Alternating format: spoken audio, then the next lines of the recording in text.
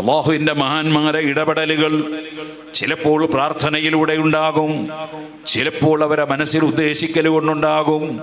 ഉദ്ദേശിക്കുമ്പോൾ ആ ഉദ്ദേശിക്കുന്നതും അള്ളാഹു ഉദ്ദേശിക്കുന്നത് കൊണ്ട് തന്നെയാണ്. വമാ തശാഊന ഇല്ലാ അൻ യശാ അല്ലാഹ്.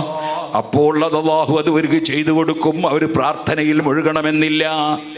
അങ്ങനെ പല നിലക്കുമുള്ള ഇടപെടലുകൾ അള്ളാഹുവിൻ്റെ ഔലിയാക്കൾ അമ്പിയാക്കൾക്കുണ്ടാകും. ആ സമയത്ത് അവർ ഉദ്ദേശിക്കുന്ന കാര്യം റബ്ബ് ചെയ്തു കൊടുക്കും. അത് അള്ളാഹു ഉദ്ദേശിച്ചതിൻ്റെ പേരിലായിരിക്കും. ഇതെല്ലാം നന്നായി മനസ്സിലാക്കിയവരാണ് അഹ്ലുസുന്നത്തി വൽ ജമാഅ. അൽഹംദുലില്ലാഹ്, അല്ലാഹു തആല നമ്മെ അഹ്ലുസുന്നത്തി വൽ ജമാഅത്തിന്റെ വക്താക്കളാക്കി. അത് റബ്ബ് ചെയ്ത വലിയ നിഅമത്താണ്.